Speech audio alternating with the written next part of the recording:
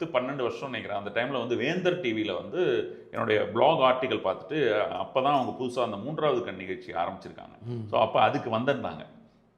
அதை தேடி வந்து அதை பார்க்கணும் அப்படின்னு சொல்லிட்டு அப்போ அந்த கோரக்கர் சித்தரை பற்றி எல்லாமே நான் எழுதியிருந்தேன். கோரக்நாத்தோட அந்த லைனேஜ் பற்றியெல்லாம் எழுதியிருந்தேன், அந்த சபரமந்திர பற்றியெல்லாம். ஸோ அது மாதிரியான விஷயமாக வந்திருந்தாங்க. அப்போ அந்த டைமில் வந்து பார்த்தோம்னா இப்போ இருக்கக்கூடிய ஆஃபீஸை விட கொஞ்சம் சின்ன ஆஃபீஸ் தான். போர்டெல்லாம் எங்கேயுமே போட்டிருக்க மாட்டேன், எங்கேயும் போர்டு இருக்காது.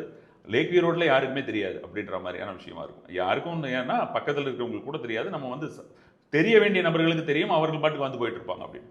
ஸோ அது வந்து அங்கே வேந்தர் டிவியில் அது போட்டுட்டு அந்த ஒரு நிகழ்ச்சி வந்து பயங்கர ஹிட் ஆகிடுச்சு. கேட்டுட்டு அவங்கக்கிட்ட ஃபோன் பண்ணி கேட்டு அவங்களும் வந்து எக்ஸாக்டாக அட்ரஸ் வரையும் அவங்களால சொல்ல முடியாது இல்லையா. அவங்க வந்து லேக்வியூ ரோட்டில் தான் இருக்குது, வெஸ்ட் மாவட்டத்தில் போய் பாருங்க அப்படின்னு சொல்லிட்டாங்க. அங்கே ஃபுல்லாக ஏகப்பட்ட நபர்கள் அங்கே தேடி இதாக ஆரம்பிச்சிட்டாங்க. வந்து எல்லாரும் ஒரே கம்ப்ளைண்ட். அப்புறம் எப்படியோ கண்டுபிடிச்சிட்டு வந்துட்டு கம்ப்ளைண்ட் பண்ணாங்க, இந்த மாதிரி போர்டு கூட வைக்க மாட்டேன்றீங்களே அப்படின்ட்டு. ஆனால் வந்தவங்களில் ஒரு நாளைக்கு அப்போல்லாம் வந்து பார்த்தீங்கன்னா ஒரு 30-40 பேர் வருவாங்கன்னா அந்த 40 பேரில் ஒரு 38 பேர் 37 பேர் வந்து பார்த்தீங்கன்னா செய்வினைன்னு தான் சொல்லிட்டு வருவாங்க. செய்வினையாக இருக்குது, எப்படி பண்ணுறது என்ன பண்ணுறதுன்னு தெரியலன்னு சொல்லிட்டு.